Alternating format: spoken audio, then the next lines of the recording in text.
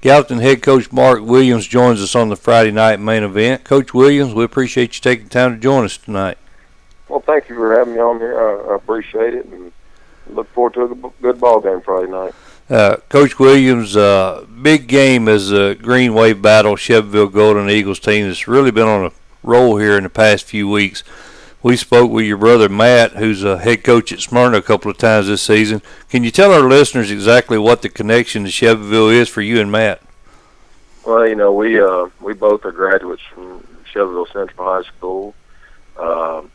Both played football there under Coach Jake Paxton, and had a great high school experience there in a town we grew up in, and it was just a great time in our lives.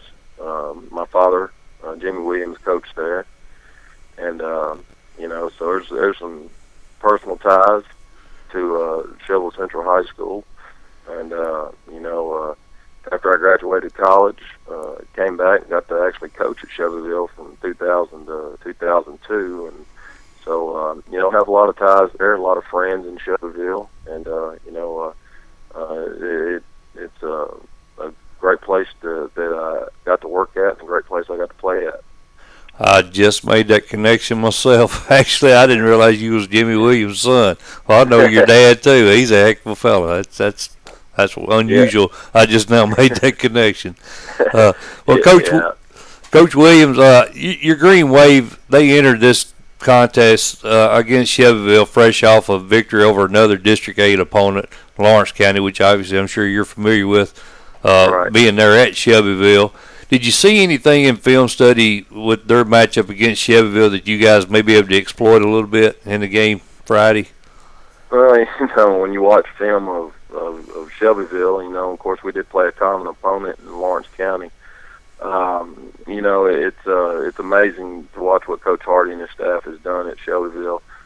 Just a lot of great athletes, and the schemes that they run offensively and defensively doesn't make our job easy. So we don't have our work cut out for us, but there's not one thing that we look at that we think that we can necessarily exploit. We're going to have to play good football and try to be there in the fourth quarter. Coach Williams, have you coached with Coach Hardy? I know he's been at Gallatin, and you've obviously, you're from Shelbyville. Have you guys ever been on the same staff together? We actually were. Coach Taylor hired me there in 2000, and Coach Hardy was already on staff as the defensive coordinator, and Coach Taylor hired me as his offensive line coach. And so Coach Hardy and myself, we worked together, and have a great relationship, and we enjoyed coaching with each other.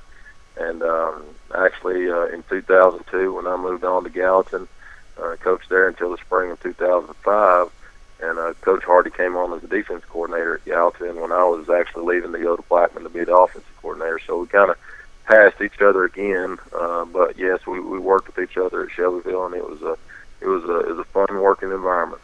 I understand. I've just through this program, I've actually gotten to know Coach Hardy, and I've gotten really fond of him too. So I can understand you having a lot of respect for him. Sure. Studying that game film you mentioned of Shelbyville, what concerns you as far as matchups go? What's going to be the toughest matchup for you guys when you're going up against Shelbyville Friday? We're going to have to do a good job of playing in space. Like I mentioned earlier, they have a lot of weapons. We've got to do a good job of playing in space and making sure that we're disciplined defensively where we're supposed to be, and we got to do a good job of tackling in space. So, when you watch Shelbyville on film, they don't really have one go-to person they go to. They have several people that can take it the distance, and like I said, we just got to do a good job and be disciplined defensively and make sure that we are where we're supposed to be when we're supposed to be. That's one thing, Coach Hardy, I just talked to him earlier, that's one thing that he strives or he tries to be a focal point is remaining balanced on offense. Do you expect him to try to establish the run early against you guys? Well, I think in any high school game, the team that probably has the most success running the ball is the team that'll, most of the time will come out victorious. And so, I've just in the film that I've got to watch of Shelbyville, they are committed to the run, and I I think you will try to come out and establish the run, and, but he also has a very balanced offense. So, they give you a lot to prepare for. We don't have much time, but, we're just going to have to, like I said, do a good job and make sure that we wrap up when the tackle presents itself. Coach Clay Carnes has thrown for 1,637 yards and 11 TDs this season after missing his junior year. How important has his return to your lineup been after a subpar season last year to get your team back on pace this year? It's meant a lot to us. Not just from his play on the field, but also from a leadership standpoint. He has immediate respect from the other players. As a sophomore, he won 10 ball games as a sophomore, and we did miss him last year. A neck injury kind of forced him out, and gave him time to rehab that and get better. And and he and I really spoke this past off season about him getting back into it. And so we decided we were going to take it slow and get him back into playing shape and get him back to where he was. But Clay is a smart young man. He's one of the few players that I've coached before that can really come off the field and tell you what they're giving you and what he sees. And so at times it's like having another coach on the field. So just a very respectful young man, a big-time character young man. And having him back this year has really propelled us forward this season. Right. And Coach, Senior Eric DeBow has carried the bulk of the load in the running attack. I think he has 903 yards on 179 carries. 16 of those have went for TDs. Total, I think it was 5 kids I noticed in your stats had double-digit carries, and 4 of those kids were seniors. Any concern at all that none of the underclassmen have been able to step up and take a more active role in your rushing attack? And, in probably our last 5 ball games, we've been, trying to build that depth and, get comfortable with kids, other players getting in there and carrying the ball for you. And it's a comfort thing, but when you have seniors like Eric DeBow and Kerry Barr and Jordan Harper back there that, have really put in the time and work to get to where, they are right now, you want to have a seasoned veteran in there, especially when in tight ball games. But we've got some underclassmen that have stepped up in the past few ball games. Jordan Mason, who's actually a freshman, has stepped up and been carrying the ball some more and more. And so we expect to see him get some carries this Friday night. But, Eric is he's a warrior. He goes out there. He's been playing hurt most of the season. And we're just proud of the effort he's given us. And, hopefully he'll come out and give us that same effort Friday night. Well, speaking of Eric being hurt, exactly how healthy are you guys going in this game, Coach Williams? We're pretty healthy right now.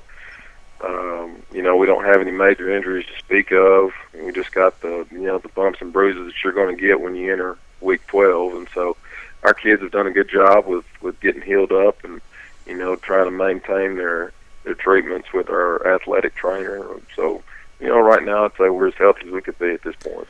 We're speaking with Gallatin head coach Mark Williams. Now, Coach, let me shift gears with you for a second here.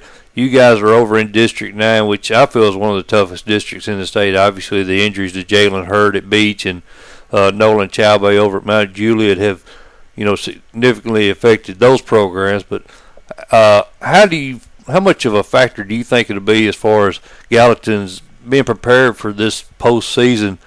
And why I say this is I think Shelbyville's District 8 is really down this year. So, being over there in District 9, do you think that may give you guys a little bit of an edge having played the tougher schedule this year? Yeah, I don't know. I think, they say any given team on any given Friday night, and it's all about matchups, and I've actually coached in both districts. And so, I think our district is a tough one. It can be. But like you said, there are some teams that had some injuries this year, and so, that created a lot of parity this year. And, I think District 8 at times can be a very challenging district. And so, I think this Friday night you've got 2 good teams that are coming together, and, the team that makes the fewest mistakes will probably be the one that comes out on top. And, so we played some tough ball games. Hendersonville's a good team. Station Camp's a good team. And so we play the teams that we're supposed to, and and we're at this point where we're at in the season. So we just we take them one game at a time, and Shelbyville's a different team, and I think it ought to be a great ball game. Well, Coach, I appreciate you joining us. I don't want to take up a lot of your time, buddy, but I do want to meet up with you when you get down there to Shelbyville, so we'll try to give you a holler over there, and wish you guys a lot of luck, and I appreciate you taking time to join us tonight. Well, yes, sir. Thank you for having me.